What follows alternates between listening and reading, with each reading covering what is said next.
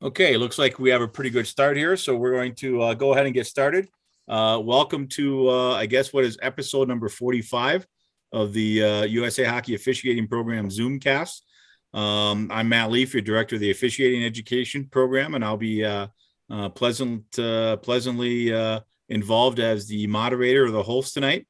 Our guests and our speakers and panelists tonight is first of all, you've seen them a few times before, Dave LaBuda, our national referee in chief.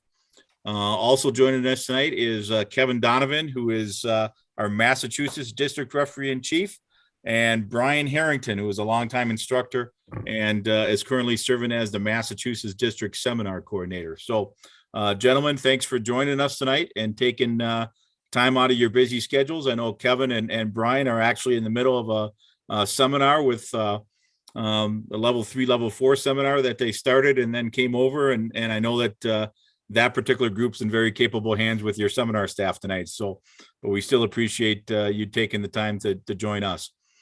As we normally do, just a quick reminder that if you do have any questions throughout the session tonight, please feel free to use the Q&A little button that should be down at the bottom of your screen. And we'll try to get to them as we go along. Also, just as we normally do, I'm going to start out with a poll just to gather a little bit of information from our audience tonight. So we're going to launch the poll right now. There's 5 questions. If you could take a minute or two here and answer each one of the 5 questions the best that you can. And then ultimately, when you're done, you can press submit. And we'll share the results and take a quick look at them before we get started with the formal program tonight. Okay, let's take a look at the results here real quick. Okay, so question number 1, have you already attended your 21-22 season officiating seminar for the USA Hockey registration? Looks like 79 or just about 80% said yes. We have 4 that are still waiting to do so. And then we have 2 non-officials that are with us tonight. Thank you for joining us for the non-officials. And hopefully by the end of tonight, we'll have you converted and getting ready to register for us. Question number 2, did the instructors utilize a new standardized curriculum at the seminar you attended? Looks like very positive. 68% or 70% said yes. 1 said no out of the 28 that participated. 11% they weren't sure. 11% they have not attended the seminar yet. And once again, a couple that are not officials. But still a pretty positive number in terms of the total number that have attended a seminar that they utilize the new curriculum, which I know is good for Kevin and Bryan here, knowing how much work they put behind that. Question number 3, how would you rate your overall seminar experience this season? 30%, very well done. One of the best they've participated in. About 33%, good. Did not notice much of a difference from the past, but it was overall a good experience. 11% okay. 1 out of our participants said it needed improvement. It was pretty much a waste of time. And again, we get into the did not attend or not an official categories. Question number 4, how would you characterize the state of officiating numbers in your specific area right now? And 36%, we have a severe shortage of officials. Games are being canceled or postponed. 46%, there is a shortage, but officials are stepping up to make sure that the games are covered, but they definitely need some more. 7% are in good shape. And again, we get into the not an official and not really sure where you stand. And question number 5, has your affiliate or local youth hockey organizations taken any steps to introduce initiatives to address the abuse of officials issue? 54% yes, 14% no, and a third of you, or 32%, just not sure in terms of what they've done or if they've done anything. So again, thank you very much for that feedback. It is important to us. It is something that we share with with our RICs and some of the other people, and it is something that I think will be valuable to us as we continue to move forward.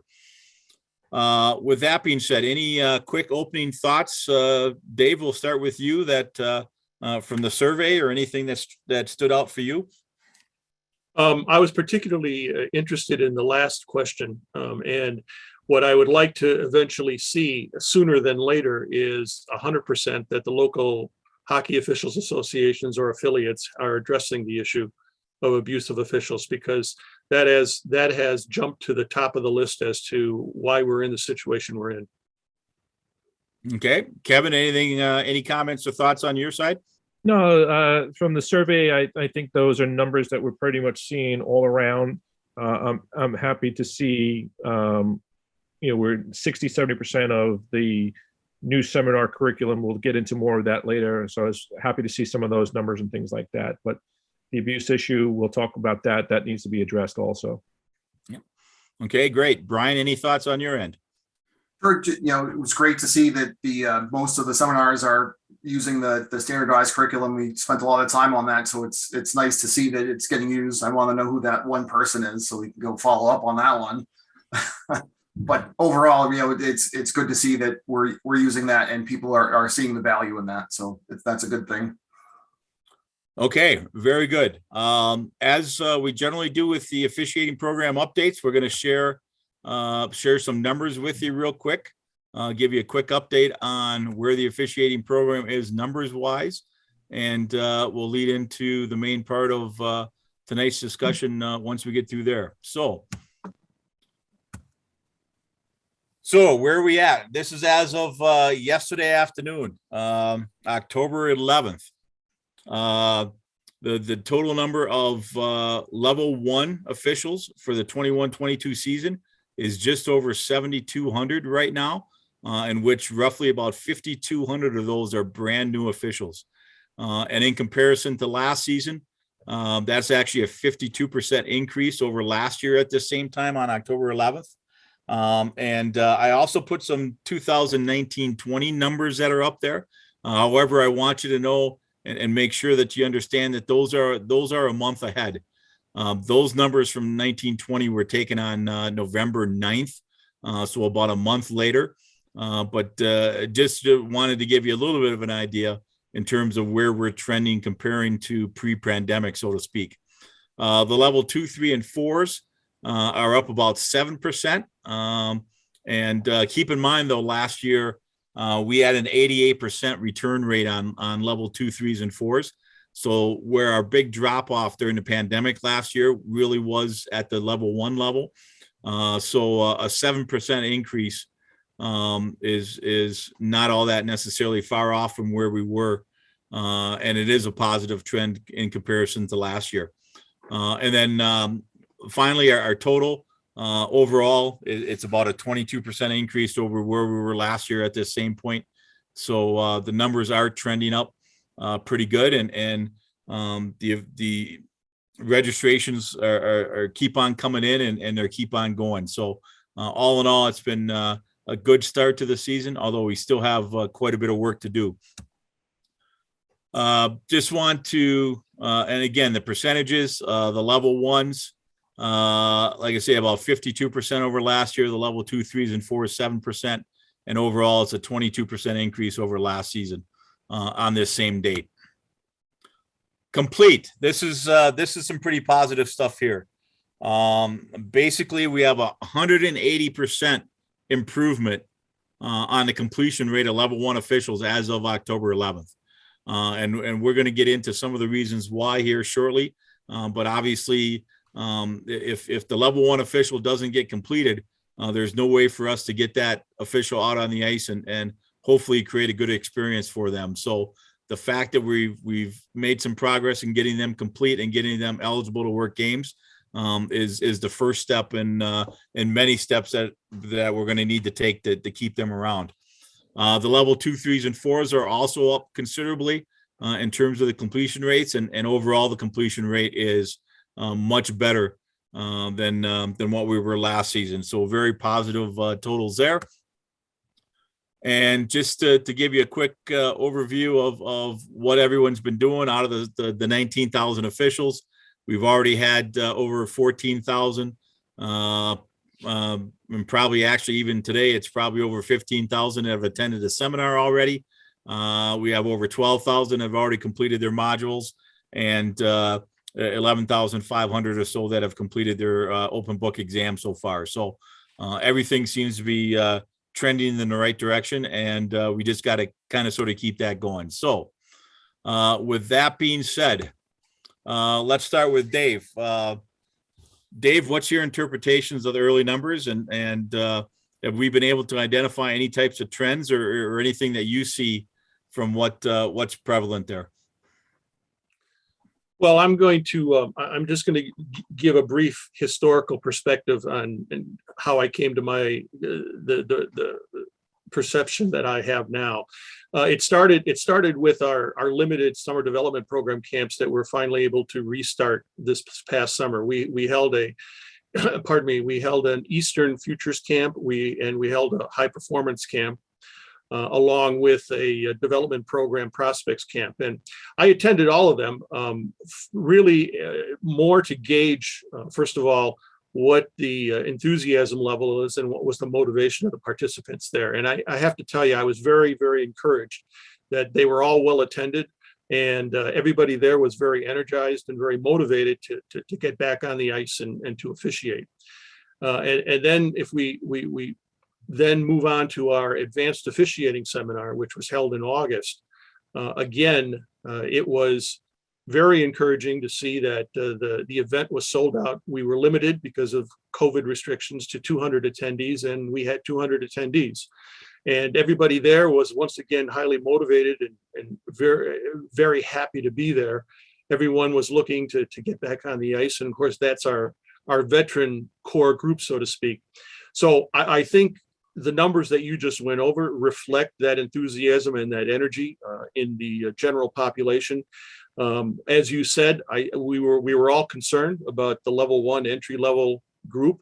That seems to be coming back to more normal at this time of year levels. It's important to keep in mind, though, that even though that sounds all very optimistic, and I'd like to stay optimistic, it really is, in the bigger picture, not where we need to be in order to meet the needs of the hockey community out there. And we'll probably talk about some of the reasons of why, even though the numbers do look encouraging now, there's still a demand for more officials than there are officials available. And we'll save the rest of that discussion for later.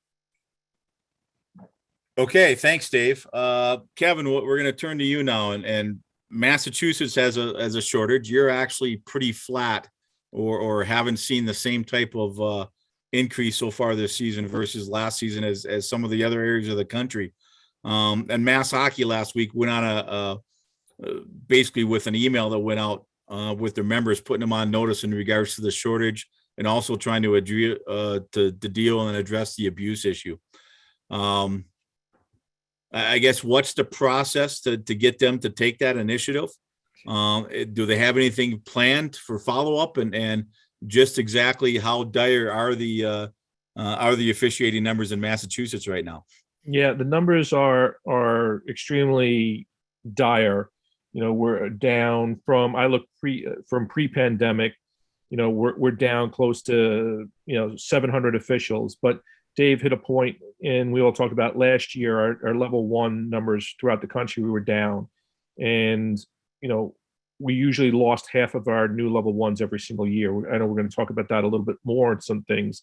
So that puts you behind the 8 ball already this year coming in, because you're starting with a number that's already decreased and through attrition. So, we're getting some new officials, but we're not getting the numbers that we need. And part of that is what you just asked me was, we went on the record, abuse is a big part of it, right? It's not just in hockey, but we have to step up and do things. And they keep asking me, what do we need to do? We've put some policies in place in Massachusetts with, stiffer game suspensions than just the 1 game. It's a 2 game if a coach gets abusive, but we're seeing so many games go dark or 1 official on it. And that's not a great scenario. Mass Hockey then finally had to go out with a press release and say, listen, it's not just the coaches, but it's the abuse of the parents too, right? Parents are following officials into the locker room, harassing them in the parking lot. And they went on the record. We suspended a few parents last year for games and went to clubs and asked them to take initiatives against it. But it's to the point where we're seeing the game abuse calls and reports of parents in the stands through the roof right now. And we're only a month into the season. So it was like, we need to act on this now because it's not going to get better. So they put a press release out. It went to every single registered member in Massachusetts. It quickly made its way around social media. There's now an ad hoc committee to actually sit down and discuss, with the leagues, with the officials, with Mass Hockey. It's the first time that everyone's going to be sitting at the table. And that's what really needs to be done, is that the officials, I have always described it, hockey's a three-legged stool. There's the officials, there's the players, and the coaches, and we all have to be treated equally, and we all have to come to the table. So hopefully that this will turn out positive. It's not a fix tomorrow. We're not going to get officials and solve the problem tomorrow. This is a multi-year step.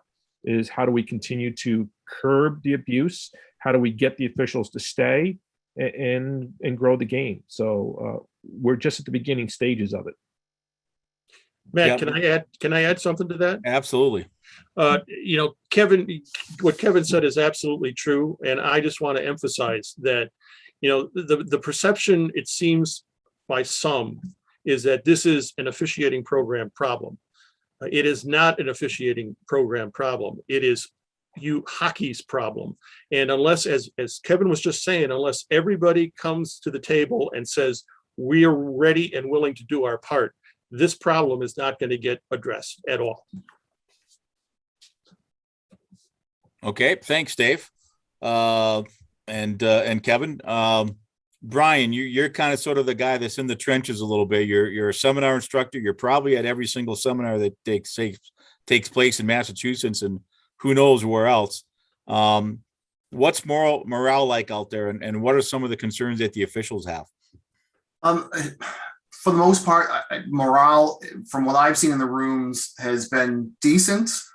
But I think it's still early. People are excited because there's plenty of games to get. So people are working hard, but you're starting to see people getting tired, people getting hurt that have never been hurt before. I've seen more guys get hurt this season, this early in the season, than I think I've ever seen hurt across an entire season. And I think the education part is important. When I talk to guys in the room, it's about, as Dave and Kevin both mentioned, it's a multi-dimensional problem. It's getting new level ones is not going to solve our problem. Raising the rates is not going to solve the problem. Changing schedules is not going to solve the problem. Getting mentors to work with new officials isn't going to solve the problem, but they're all components of what will eventually solve the problem. And as Kevin mentioned, it's not going to happen overnight. We're going to have trouble for a little while as we catch up with last year's numbers down with the pandemic, and it's just going to take us a little bit of time to ramp back up. And we're going to need help. We need all three legs of that stool that Kevin mentioned to work with us in conjunction. We all need to do this together to make this work and be successful. Otherwise, we're going to have games that are dark, or we're going to have people that are hurt and then don't want to come back. So we just need to be careful there, I think. But I think education is certainly the key, letting people know that, yes, we are aware, and it's not just one thing, and we have to work on all of those things to make it work together. Yeah, no, great point. Go ahead, Kev. Yeah, the one thing I'm afraid of, which Bryan talked about, is the burnout, right? So I'm afraid of guys burning out, and then we lose veteran guys that they're tired. So it's trying to work and try to relieve the pressure on the top of the bottle to at least keep them around so we can manage through this problem right now. Yeah, no, that's a great point. And look, we've already, and I guess I'm going to take a second here to just address real quickly one of the elephants in the room. We've already had a chat question thrown out there about about the new rules, and the coaches don't like them, and the officials are getting beat up over the new rules. And that shouldn't be the case at all. It's pretty simple from an officiating perspective. When you go to introduce yourself to the coach and just say, hey, do you have any questions and stuff like that? Remind them you don't make the rules. The officials are there to enforce the rules. That's your job, to enforce them. So if they have some issues in regards to they don't like something, is they can take the time to go understand it. There's plenty of resource material that's on usahockey.com. There's videos. We did a Zoomcast on the new rules 4 weeks ago. That Zoomcast is on demand. There's an excellent video from a gentleman by the name of Mike Sullivan. I'm not sure if anyone in the New England area has heard of him, but who's our Olympic coach and a longtime NHL Stanley Cup winning coach who very eloquently pointed out the importance of some of those things. So, from the officiating perspective, you don't need to take abuse because a coach doesn't like one of the new rules. Okay. You're not the ones that made them. We understand that. We don't expect every coach and or even every official to necessarily agree them, but you still have the obligation to go out and do your job. And the coach has the obligation to go out and learn the rules and learn the spirit and the intent and the understanding behind them, because they're the ones that need to be able to teach their players and educate their players on how to play the game properly within those rules. So we'll get that out of the way and we'll kind of sort of get back into a little bit of the officiating topics now a little bit. Dave, I'm going to go back to you. And you were at our first advanced officiating symposium in 2019, and our keynote speaker was the Hall of Famer Kevin Collins, a linesman. And he gave a very passionate address where he called on veteran officials to take the extra step to protect and support the newer officials. What progress has been made with the mentor program? And is there still more USA Hockey can do to support local officials groups with mentoring types of initiatives? Listen, there's no question that Kevin's talk or presentation was very well received by the group, and it definitely motivated them, and I think it maybe either emphasized or opened some eyes with regards to the importance of mentorship to the younger, less experienced official. And everybody who came out of that advanced officiating seminar was ready to get out there and do their part. And then, of course, the pandemic hit. And, with time, unfortunately, sometimes, those kind of emotions wane.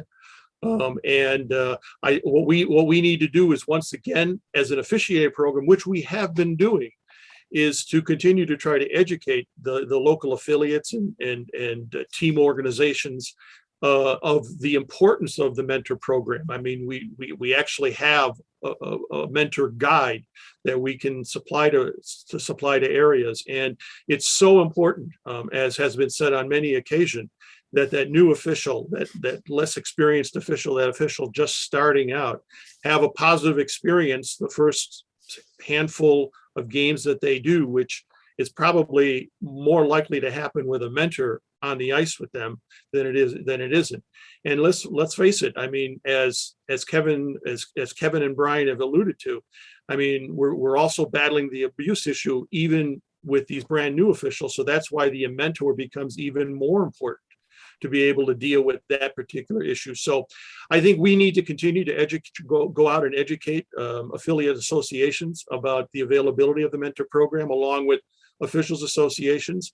It's really the best way to guarantee that a new official will have a positive experience and be able to hopefully keep them around for the first couple of years. And by then, hopefully they will have realized that you can have fun and you can get some satisfaction out of being a hockey official on the ice. Okay. We saw the numbers in terms of completions for level ones and 180% increase over last year at the same time. Kevin, you are part of this referee and chief working group that worked with some seminar coordinators to revamp our curriculum. Explain some of the changes that were made and some of the reasoning behind them, and what are some of our expected outcomes as a result? Sure, thanks. Yes, myself and a few of my other RICs, we're looking at things that we can control. And as we started to look at numbers and we look at the data, that level ones, we know if we can get them on the ice and they have a good time that they'll return.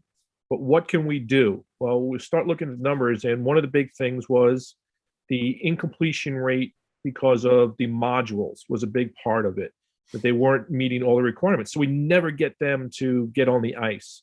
So we started to look at those things. How do we change it? And,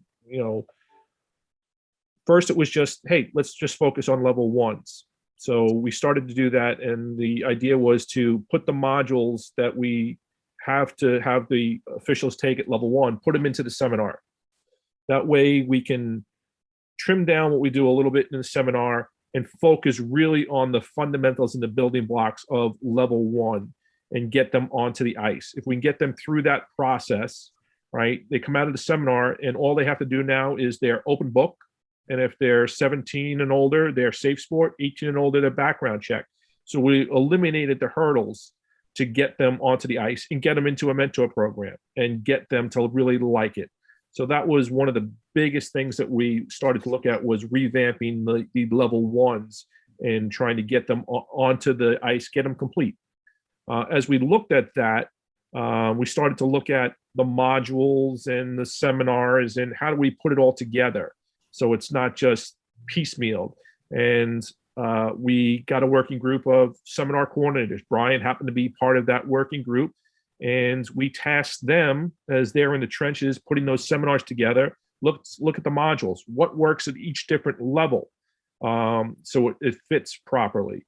And what we came out with was, for the first time I think in a long time, we have all the seminar coordinators throughout the United States, people that are leading in the states, the state leads that run them. We've come out with a package. No matter where you're taking a seminar right now, be it level 1, 2, 3, or 4, it's going to be the same exact seminar.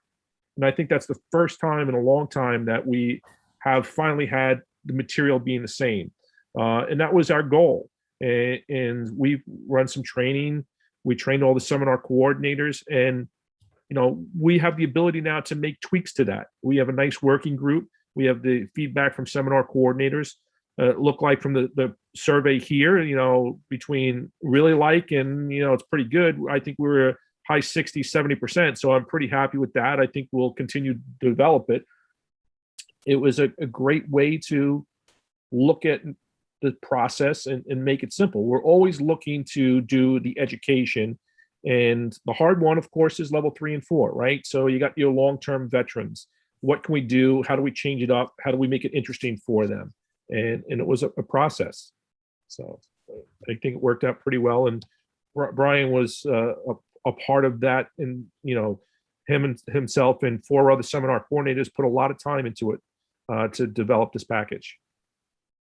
Great. Thanks for that explanation, Kevin. And Bryan, you were part of that group, as we alluded to. What's some of the feedback that you've received so far from the other seminar coordinators and instructors? And ultimately, has this made their job a little bit easier? Sure. First, I just want to shout out to Mark, Bryan, and Zach that helped do a lot of the work here, a lot of the heavy lifting. Certainly couldn't have done this without them. The feedback that we've gotten has been super positive. The seminar coordinators are very happy to have that standard package and to have it in a self-contained, you could put it on a zip drive and hand it off if you needed to, but it's a pretty much one-click, run-it-all complete package. It certainly made their job easier. As a seminar coordinator that was famous in my own mind anyway, famous for doing the level 3 presentation for that year the night before I had to put the seminar on. This is a godsend. It's great to be able to have the complete package.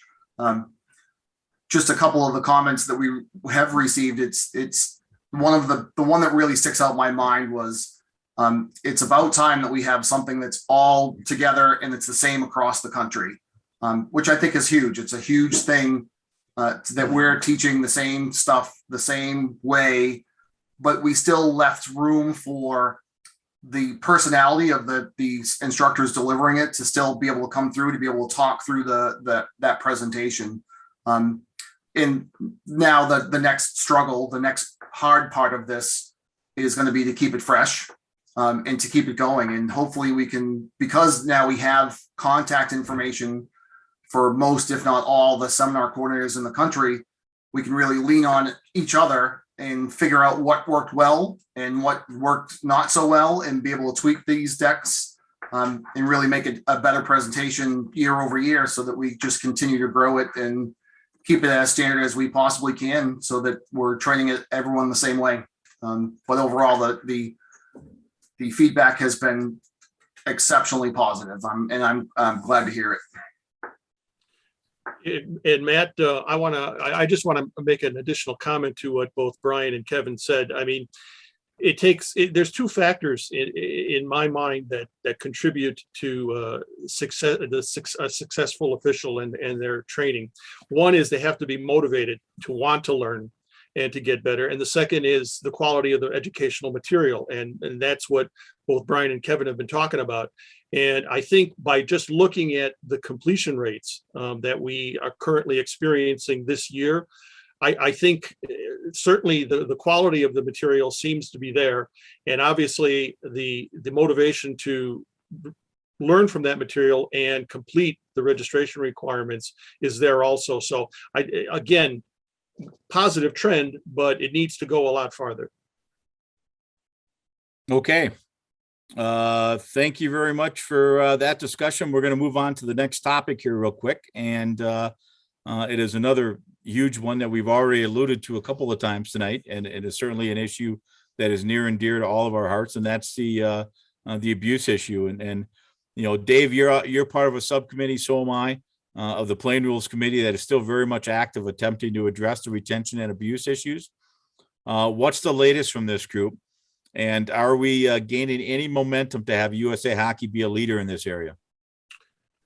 Well, what the latest initiatives by this committee, and we, by the way, do regularly meet via Zoom to talk about, unfortunately, recent developments and unfortunate situations that have come up, and continue to try to develop informational programs, because basically that's all we can do is keep the issue front and center.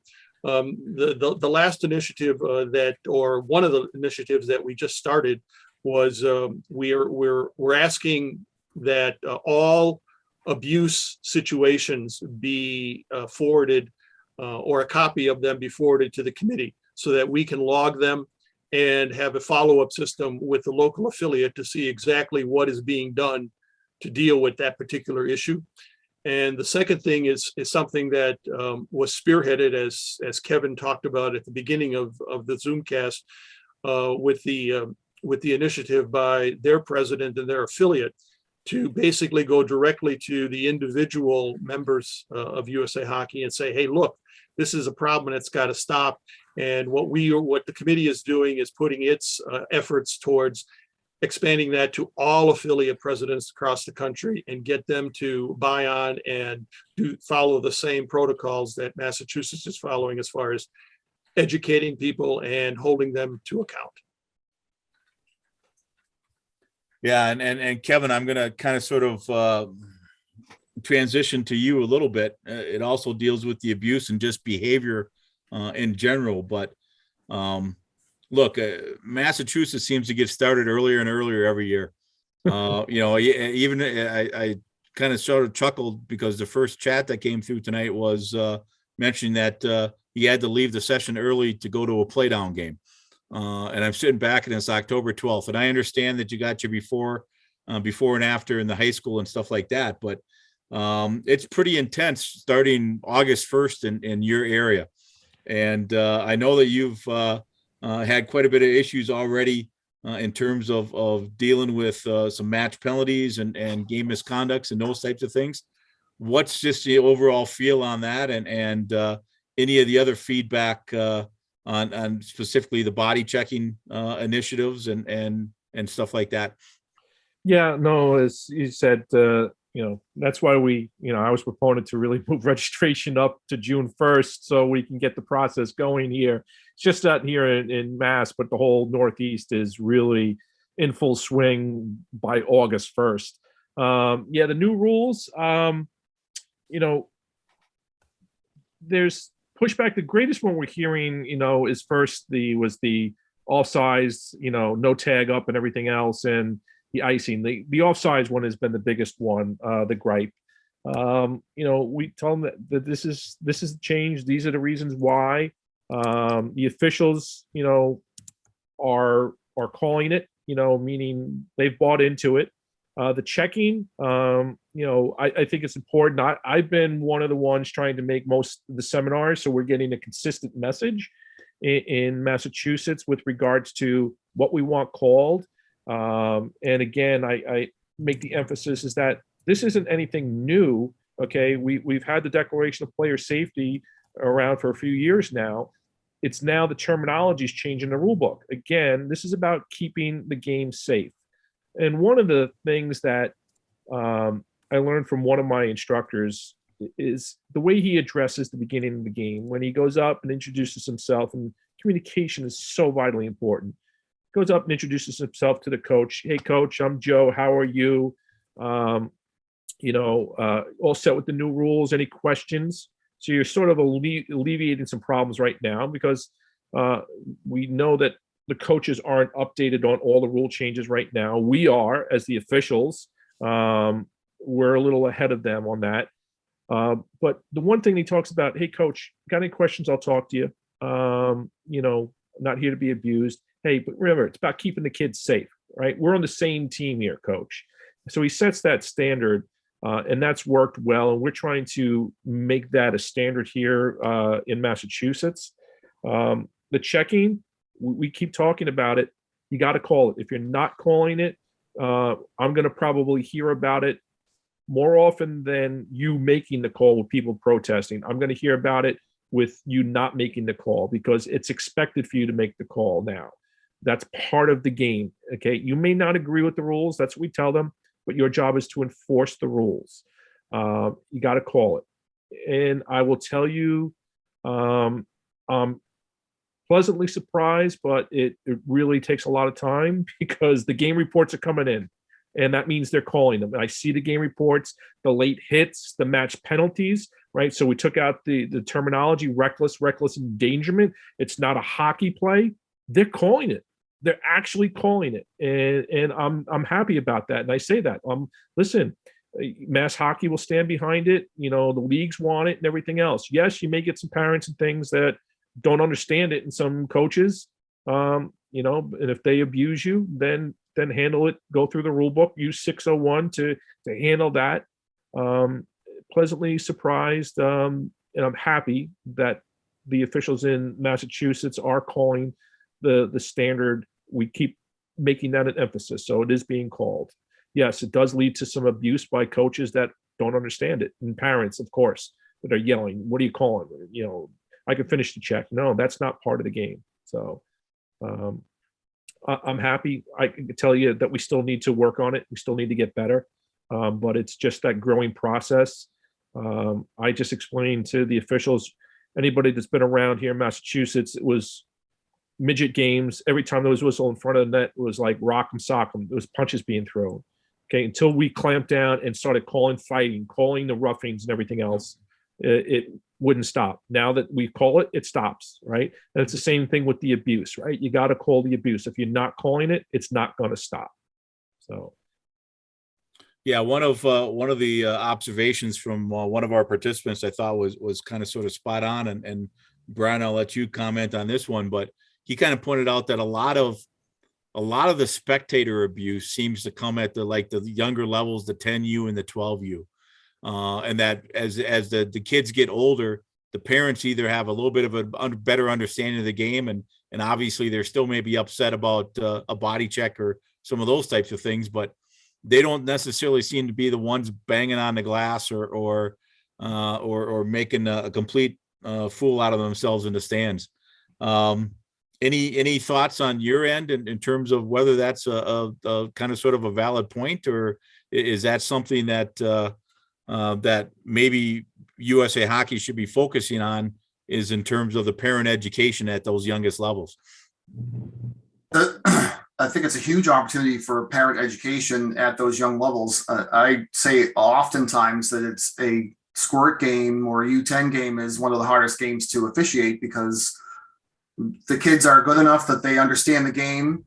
The coaches are super gung-ho because it's the first time that they're a head coach on the team. And, they were a former, star fourth line high school player, and now they're living vicariously through their child's, and mom and dad and grandma and grandpa and aunts and uncles and cousins, and everybody's at the rink watching these kids. And you got the little girls running around yelling, screaming, that sounds like a whistle.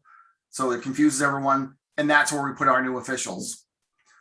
And I think in a lot of cases, the parents at those younger levels, their exposure to the rules and how the game works is through TV and the NHL. And you're watching the home announcers complain about the terrible calls that the referee just made. And so if the announcers on TV can talk about these guys, well, that must be the rule. They don't ever talk about what the rules really are. Maybe have gotten a little bit better, but I think that is one of the big things, is that at those younger levels, their exposure to the rule book is through TV and the NHL or PlayStation, one of the two. So there's a huge opportunity. And as their kids get older, as they progress up the levels, then they start to understand that there are differences between the youth book and maybe the high school book and the college book and the NHL book. And they start to see those things, and that's where they settle down a little bit. Plus, they liked the opportunity to just drop their kids off and go sit in the parking lot or drive away or whatever, too. I think there's some of that. So there are fewer fans at the higher levels, too. So, I mean, pluses and minuses on both sides. And, there was chat just popped up that the coaches play a huge role in this, because if the coaches are off the hook, if you will, the parents read off that, too. The parents see the coach yelling at the referee, must be okay if the coach is doing it. Just like the kids see it, the kids see the coach yelling at the referee, that must mean it's okay that I can do that too. Coaches have way more control over the game than they think that they do. A perfect example is I worked a U16 game on Sunday, and the coach said to me after his fourth penalty in a row, "Did we do something wrong? Are you mad at us?" And I said, "No, why do you ask?" "Well, it's 4-0 on the penalties." I looked him dead in the eye and said to him, "If the score was 4-0, would you be coaching differently?" And he got offended. "You can't talk to me like that." "Okay, well, but point made," skated away. And he did say to me after the game that he was so rattled by my response, but it made him think about how he was working his bench. And it's hugely important to manage your bench. You have control over a lot of those situations. Officials we are reactive. We can't prevent somebody from hitting somebody else from behind. We can only react to it. The coach can prevent it by not putting the troublemaker out on the ice. And a lot of coaches don't understand that. So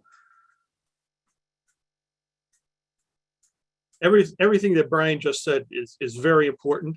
But the one thing I would really like to emphasize, which he said early on, is that at the 8 and the 10U and the younger age levels is where our new level 1 and less experienced level 1 officials go. And guess what they're exposed to at that level? What we just said. Enhanced abuse because of the lack of education, either by the coaches or the parents or any other spectator in the stand. So there is a perfect description of part of the problem that's got to get addressed. And you're 100% right, Dave, but it's to go back to Kevin's three-legged stool. It's part of that three-legged stool. It's not just one thing. It's a bunch of things that need to happen to get that stool sturdy. Totally agree. Okay, shifting a little bit, Dave, I'm going to put you on the spot from the audience here. My seat is getting hot. Yeah, but currently the hockey environment mirrors our present society. Why is this a surprise to USA Hockey hierarchy? Every game is potentially a powder keg, as everyone seems to use the game to vent. Any thoughts or comments on that one? Well, it is not a surprise, at least to the officiating section. of USA Hockey. And because we've been talking about this problem for several years now. And to be honest with you, I'm not too sure it's necessarily rests entirely at the doorstep of USA Hockey either, because honestly, USA Hockey is a membership organization. It means that it's made up of individual members, and for some reason, we've not been able to make our membership understand the seriousness of this problem with regards to abuse, retention, and recruitment of officials. So really, we go back to the three-legged stool issue, and that is, unless everybody, first of all, acknowledges that there's a serious problem going on here, and then makes a total commitment to address it, it's not going to get better. And again, I'd like to sound more optimistic, but that's the reality of the situation right now. Okay. Okay, we got a few minutes left here. We're going to shift and try to go a little positive here. Obviously, it's been a, talking a lot about the abuse and the retention and those types of things that we're trying to do. So let's finish off with a couple of good topics here and a couple of fun ones. Bryan, you were able to attend the Advanced Symposium in Providence in August, and what are your thoughts about the program, and what can you share with our audience that may either be considering attendance themselves or know other officials who are wondering what it's all about? Very much appreciate the opportunity to go to the AOS. I think it was well worth the time. A little bit selfishly, I enjoyed some of the presenters much more than some other presenters from the education standpoint, and not to sound like the shill because it's the education presentation or Zoomcast, but I think that room was primed for, it's a group of heavily invested officials that want to know more. And I think we could take that group and really leverage them to be able to bring some stuff back to their local organizations. So from my perspective, I really enjoyed some of those education things where I'm like, oh, I would love to use that in my seminars. I will definitely bring that thing back.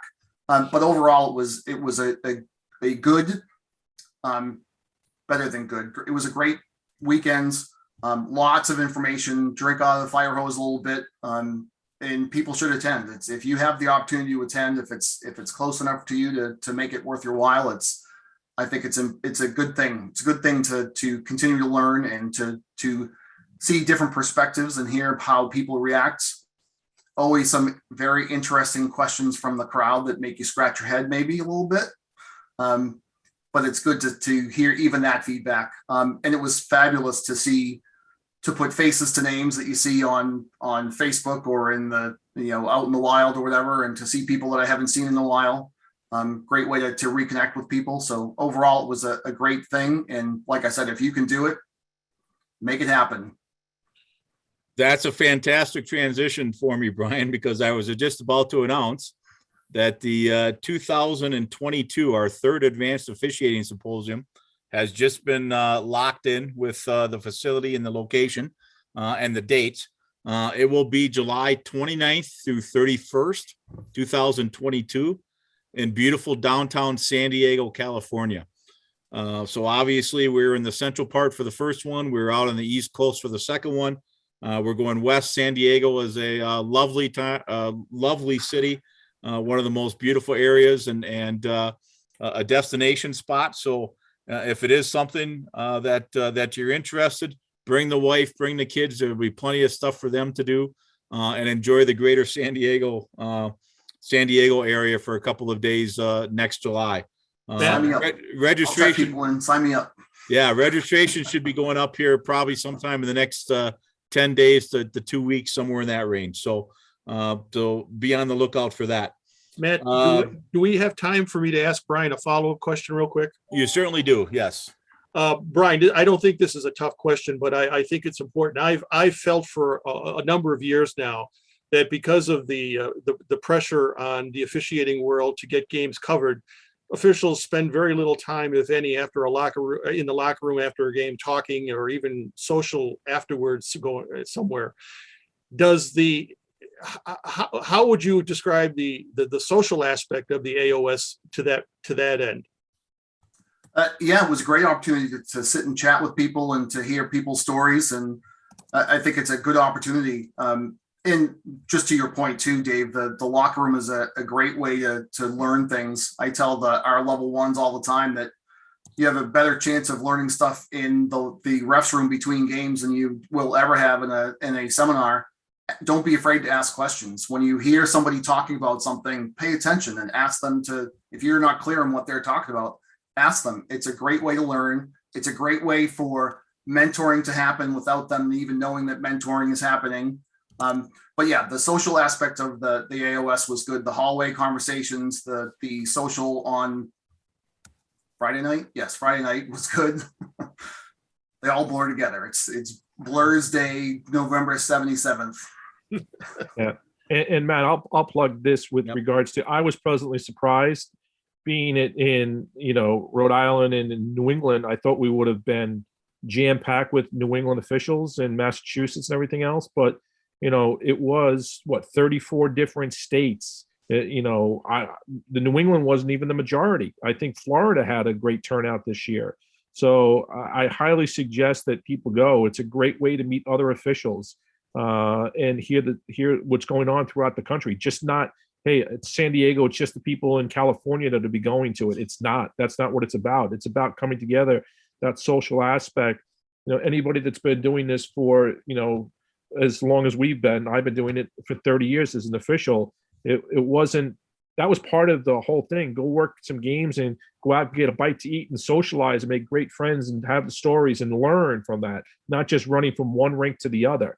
And that's what you get from the AOS, from the social aspect, hearing what's going on around the country and the other officials. So highly encourage everybody to sign up for it.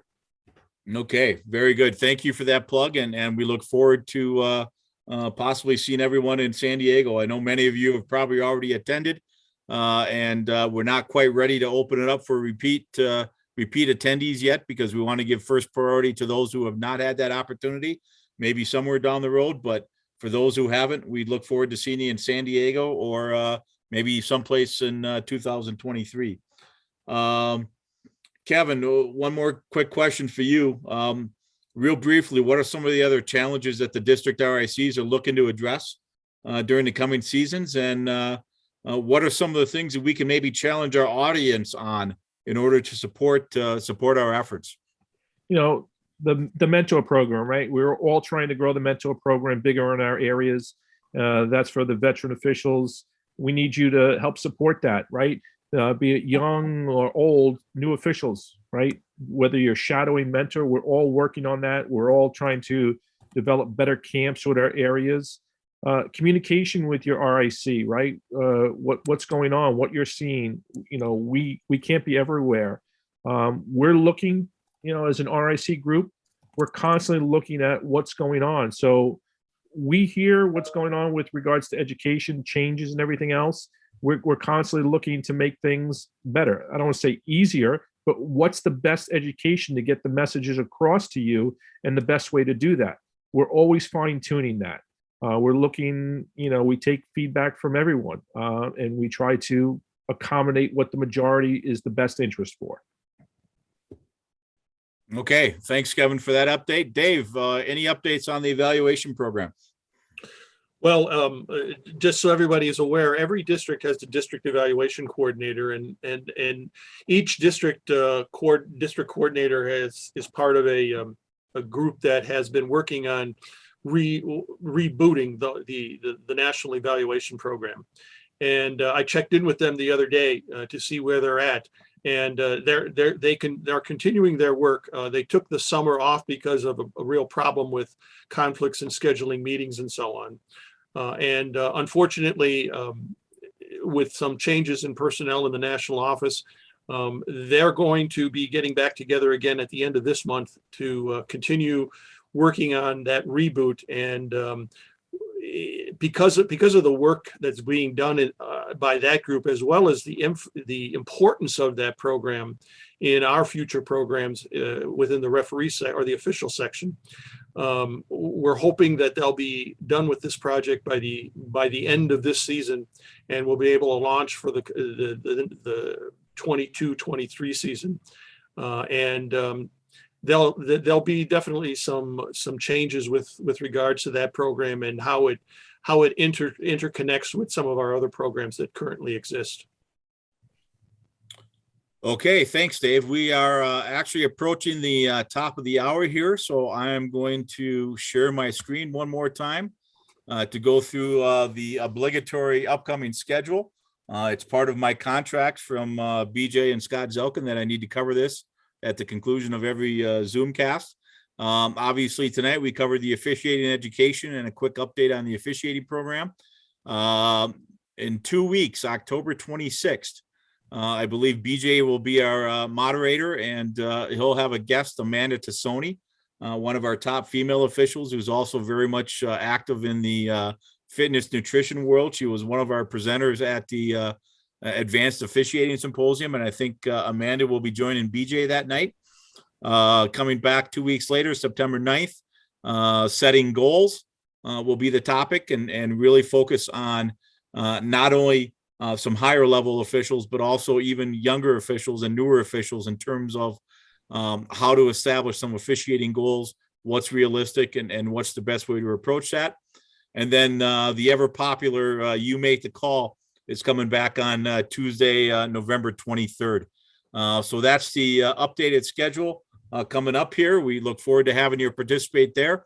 Once again, don't forget to follow us on the social media channels, the YouTube, all of the Zoomcast, all 45 editions are live on demand, or I should say on demand through the YouTube channel. You can link through that on the USAHockey.com Zoomcast page, and then follow USA Hockey Officiating on Twitter and Instagram and stuff like that. Want to thank everyone for joining us tonight. I think we had some good discussion and some great questions and some dialogue in the chat. So it's good to see that involvement. I want to especially thank the panelists tonight, Dave, Bryan, Kevin. Dave, I would imagine you're off to dinner just like I am, which is a great thing. Kevin and Bryan are going back to work and finishing up their seminar. So we very much appreciate you guys taking the time tonight and joining us, and not only for the Zoomcast tonight, but for everything else that you do as volunteers throughout the course of the season. Any final words of wisdom from any of our three panelists tonight before we close out here? Well, I'll start out. Listen, I am extremely proud of the officials in the USA Hockey program, because we've a lot of responsibility, and we've been under a lot of pressure, and the pressure is growing, and we're meeting the challenge, but we still have we still have things that need to get done here. And listen, rule change years are always a bit of a challenge. They're even more of a challenge this year because we're coming out of the pandemic and so on. But listen, you know what? Things will get better. And you know what? Officiating can be a fun, satisfying experience. Just give it some time, and lean and use the resources that are available to you when you need to. Yeah, I would just add with regards to that, officiating is great. Look where you are, what you've done as an officiating career, where it's gotten you, right? The opportunities it's presented. But while you're out there, also recruit officials, right? People that you know. The best recruiter and people that you probably think are the best or could fit as an official, you probably know them, right? And don't be afraid sometimes, even at games, right? You get somebody talking to you and everything else. Hey, you ever think about officiating? Especially you start getting to the midget players and things like that. That's what we need. We need some older, I don't say we don't need younger, but we need some guys that are getting up there so we can get all the games covered, not just the lower level games. Recruit, right? You're part of the building of it. And if you have a problem, talk to your RIC, be it your district RIC or your state affiliate RIC. we're always listening to hear what we can do to help you. And Okay, I would Brian, just- last word. Sure, I would just leave everybody with don't be afraid to admit that you've made a mistake, but also use that as an opportunity to learn something new every day. Don't stop learning. Take every opportunity you can to learn something new. And if you have feedback on any of the seminar content, we want to hear it. We want to make it better. We want to continually improve it. So please don't be afraid to give us your opinions. We enjoy most of it. Okay, once again, thank you very much, panelists. Thank you, participants. Thank you for your continued dedication to USA Hockey. Great job tonight, and enjoy the rest of your evening. We will officially sign off.